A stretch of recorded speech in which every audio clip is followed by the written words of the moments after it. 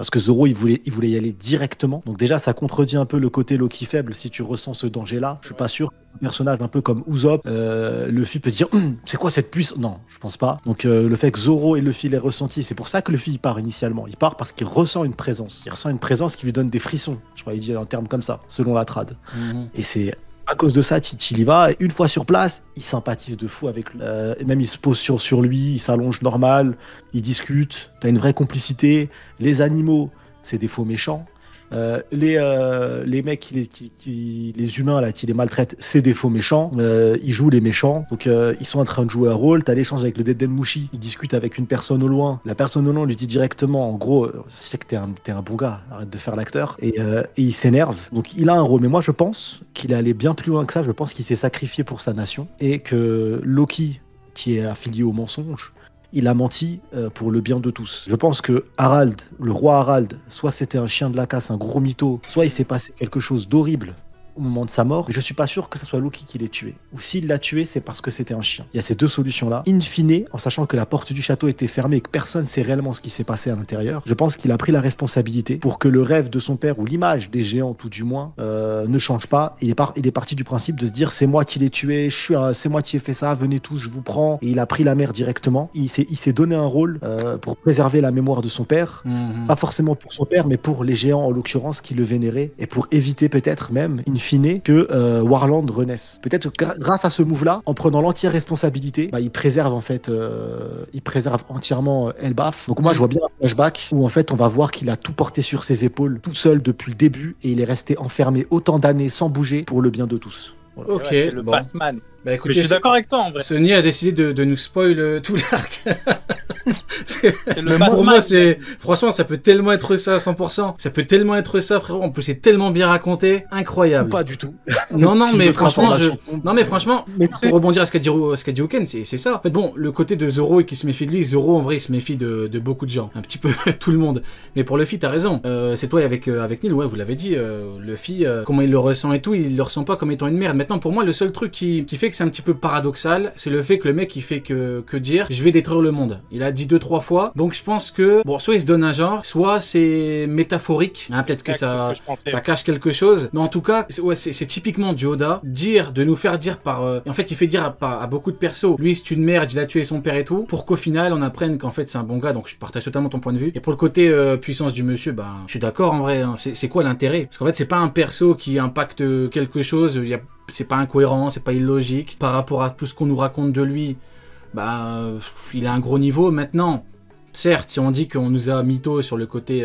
Et du coup, ouais, en fait, il n'y a pas d'intérêt, comme tu l'as dit, Sony, il n'y a pas d'intérêt à ce que le mec soit faible. Hein. Du coup, vu qu'on nous a menti, on peut nous avoir menti par rapport à ses intentions, peut-être qu'on nous a aussi menti par rapport au côté puissant. Sauf que, là, pour le coup, c'est certainement des trucs qu'ils ont réellement vus. Ils ont vu qu'il y avait beaucoup de gens contre lui, qu'il les a fumés. Et c'est pas... Tu vois, le mensonge c'est un méchant et tout, ça peut être travesti, entre guillemets. Tu vois, on peut traverser la vérité, mais... En combat, généralement, les gens le voient, donc ils racontent vraiment ce qu'ils ont vu, donc c'est différent. Il faudra nous expliquer, Luffy et Zoro, ils ont ressenti quoi sur le pont alors. Exactement. Et puis, Zoro, faut pas oublier le fruit. Ouais, Ouken. Merci Hmed. Mais tu sais, même moi, je suis d'accord avec Sony et tout, et c'est comme ça que je vois les choses. Il y a juste un seul problème. Bon, après, moi, comme je l'ai dit tout à l'heure, je vois un peu Loki comme un gars qui est pas si méchant que ça, mais il fait quand même des trucs que voilà. Mais pareil, le fait que ça soit Shanks qui l'a arrêté et qu'on te dise qu'il se met le KO... sur les mers et tout. Le fait que Shanks l'a arrêté, ça veut quand même dire quelque chose, parce que si Shanks il arrête quelqu'un, il le ramène à Elbaf, en fait il y a deux trucs. S'il l'arrête, c'est que Loki faisait certainement des choses qui étaient pas très bien. Mais s'il le ramène à Elbaf, c'est que certainement il doit savoir que Loki, en gros, c'est pas une si mauvaise personne que ça, parce que sinon il l'aurait tué ou l'aurait... Ouais, exactement. C'est vrai que c'est très très étonnant, t'as raison. Il l'aurait annihilé. Mais d'ailleurs, il a ramené là-bas. C'est vrai qu'il a fumé en mer. Mais donc donc ça veut dire, c'est peut-être un... Merci Mloxid, merci mon frérot. Mais tant que tu le dis, peut-être qu'il s'est attaqué à des flottes, à la flotte de Shanks en fait. Parce que Shanks c'est pas un policier non plus. Enfin, c'est pas un CRS qui va arrêter des mecs qui fument des gens comme ça qu'il ne connaît pas. Généralement, Shanks, ce qui est comme avec Barto, Barto il est venu l'emmerder, donc forcément il l'a puni. Donc peut-être qu'il s'attaquait à sa flotte, qu'il aurait pu le tuer, mais que comme il connaît la famille royale et Harald, et que bon c'est un prince, donc mine de rien il peut pas non plus, c'est pas sans conséquence. Hein. Tu butes l'héritier entre guillemets légitime d'un pays, plus est le pays le plus fort du monde, c'est compliqué. Je dis pas que Shanks avait peur ou quoi. Donc ouais, c'est certainement ça. Mais ouais, t'as raison, c'est vrai qu'on nous a dit qu'il faisait le bordel. Il faisait un peu n'importe quoi, Loki. Ou alors, Shanks, il voulait empêcher le mariage entre Loki et Lola. Pour pas que Big Mom s'allie au... C'est vrai qu'on nous a dit que l'alliance Big Mom géant, parce que forcément, hein, c'est une alliance par mariage de progéniture, donc même s'ils connaissent Shanks, bah forcément, t'es obligé de prendre parti pour la personne avec qui t'es allié, en lien avec ton fils que t'as marié à sa fille. Donc ouais, franchement, pas mal. Hein. Le seul hic en plus, c'est un peu space. Ça voudrait dire surtout au final, parce qu'il a pas de pouvoir en tant que prince, ça veut dire que c'est Harald, le roi Harald, qui a accepté de marier son fils dans la temporalité. Parce qu'après la mort de Harald, bon, je suis pas sûr que tout le monde voulait fêter un mariage, en sachant que c'était Loki. En fait, faudrait voir, en termes de temporalité, ça s'est forcément passé avant. Il a fumé son père. Il a fumé son père, il s'est barré en mer, l'a ramené. Et tous les géants, ils sont mis, ils l'ont attaché. C'est un fouteur de merde. Pour moi, c'est comme ça que je vois les choses. Il a fumé son daron, il a dit allez les merdes, vous démerdez dans le pays, et après il se barre. Et c'est un fouteur de merde de première, le frérot. Hein. Mais c'est une dinguerie, tu te rends compte. Et le pire, c'est qu'il est parti en mer des champs. Et je pense qu'il était très très confiant Ouais. Je pense qu'il était très confiant, c'est peut-être un kid. Avant, dans le chat, tout le monde dit avant. Ah oui, c'est vrai. Putain, il est resté en mer, 2 8 ans 14, 6, 8 ans. Il est resté en mer 8 ans et entre guillemets... Ah, c'était il y a 6 ans, c'est moi qui suis à la ramasse. C'était il y a 6 ans pour Shanks. Ouais, attends. Donc il est resté 8 ans en mer et sa prime c'est 2,6 milliards et il la qualifie de spéciale. Elle est pas spéciale, c'est la prime d'un mec très fort qui fout le bordel.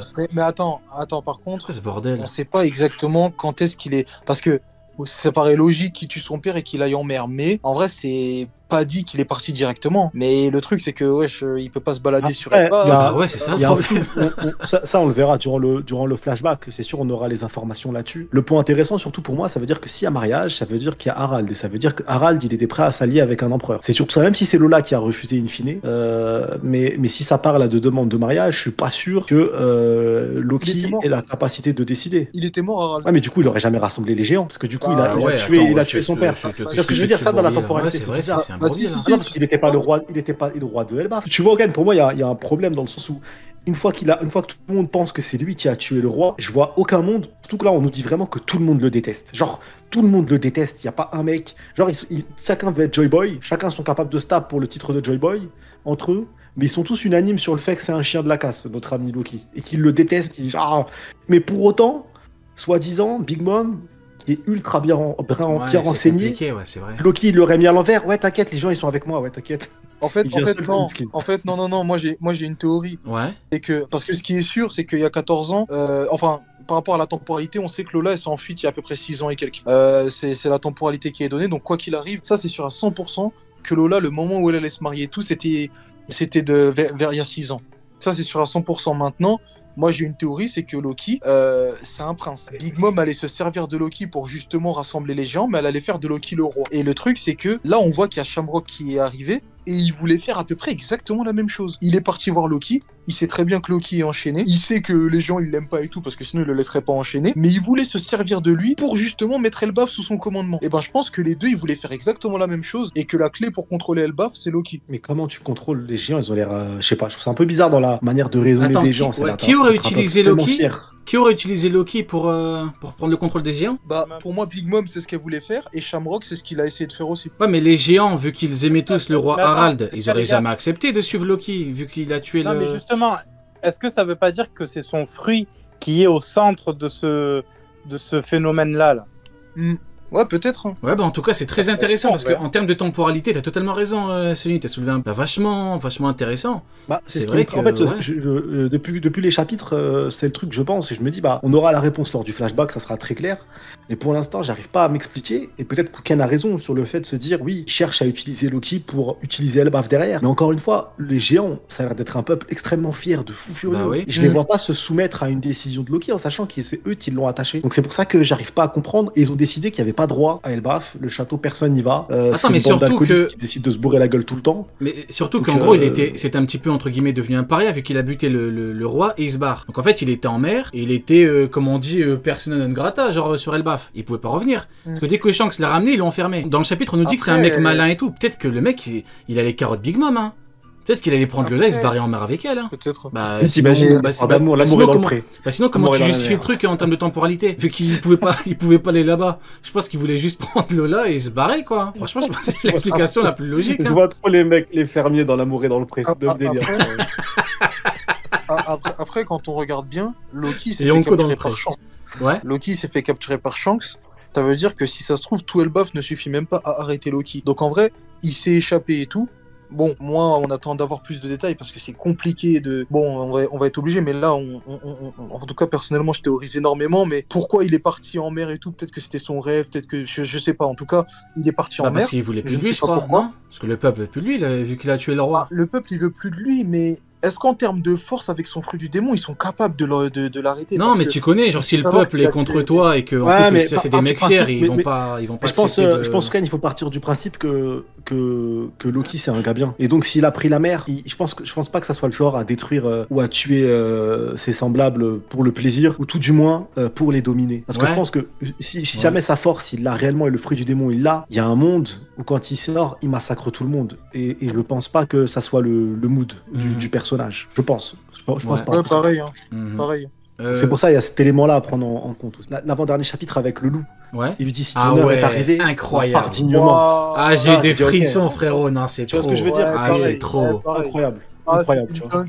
Carrément, j'ai oublié carrément à cause de ce Bah oui, chapitre-là. donc c'est pour ça en fait Non, ça dépeint un personnage où je vois pas soumettre tu vois, je pense plus il va respecter les géants d'Elbaf plus que les soumettre, et même il y a un monde où s'il est attaché c'est par amour pour les géants d'Elbaf, même pas pour autre chose, tu vois. Donc attends, voilà. je vais checker la page, elle est incroyable, franchement, page de fou furieux. Ah, franchement, genre quand il se fait fumer, accepte ton destin mon ami, meurs en paix, je devine ton chagrin et ta colère, mais un guerrier ne se débat pas face à la mort. Je vais me nourrir de ton courroux et détruire le monde. Ah, c'est une dinguerie. Shamrock qui dit: si je te promets de le libérer, tu penses pouvoir changer d'avis? Ok, je vois, vous voulez marchander. Dans ce cas, non, c'est trop... Non, franchement, stylé de zinzin. Ça fait un moment qu'on n'a pas eu de la vraie punchline comme ça. On peut dire ce qu'on veut, mais c'est de la vraie punchline, hein. Kizaru, c'est pas un mec qui balance des punchlines, hein. Kizaru, c'est un mec, bon... Non, il l'aurait fait de tense. Il aurait dit non, laissez-moi tuer le loup tout seul. Laissez-moi tuer ma famille. Parce que je suis une merde. Proche. Il me doit 2 €.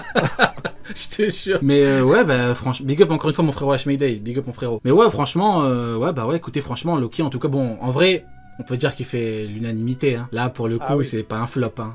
Et du coup, pour revenir à sa puissance, ce qu'on note, c'est surtout que le mec, de base, il est fort. Donc, il est un peu présenté, entre guillemets, comme un Oden et tout. Même quand il était petit, il a fumé tout le monde, il prenait le territoire, il en avait rien à foutre et tout. Il détruisait tout, on l'arrêtait pas. Sauf que lui, en plus, il a mangé un fruit qualifié comme étant légendaire. Vous imaginez un petit peu le potentiel. Voilà, maintenant, faut se dire que... Attendez, mais maintenant que j'y pense, Shanks, il a battu Loki après que Loki ait mangé le fruit, du coup.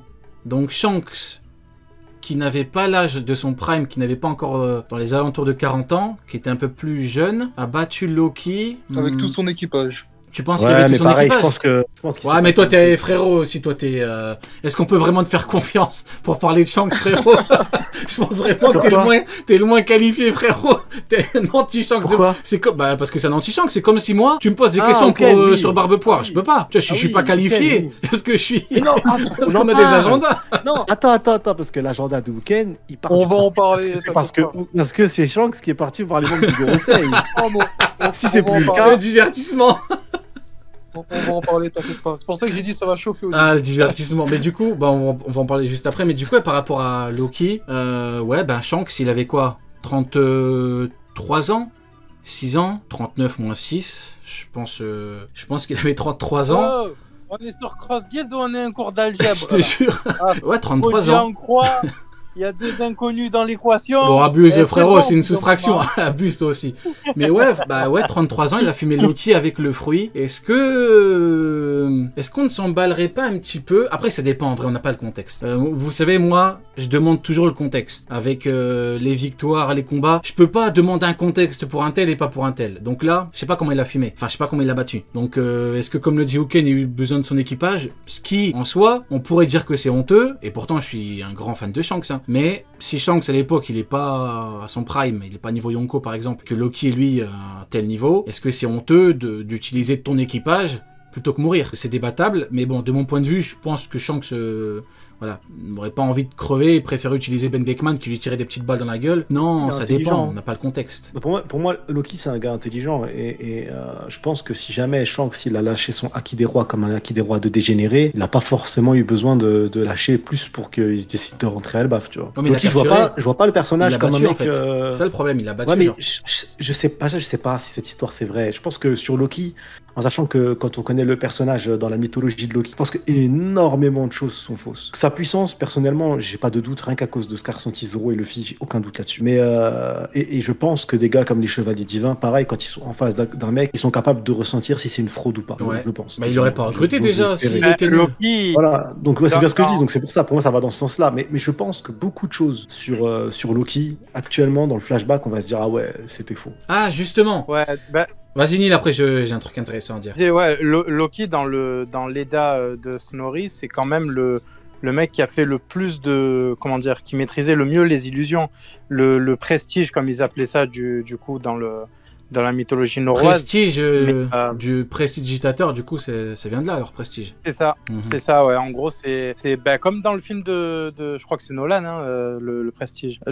Comme dans le film en fait, c'est le personnage qui va faire passer le plan qui va réussir à mettre en place le plan de Thor en faisant un tour de passe-passe, transformant un mec en crapaud, en se déguisant en fille. C'est ce genre d'histoire en fait qu'il y a dans le lore de Loki. Ok, bah attends, même dans le chapitre on nous dit que c'était un mec malin et vicieux, hein, parce que depuis le début Oda nous se garde bien de nous le dire clairement. Par contre maintenant j'ai un élément très très intéressant, je pense avoir trouvé, de par un raisonnement plutôt logique et cohérent, une preuve, alors ça va peut-être vous surprendre, que Loki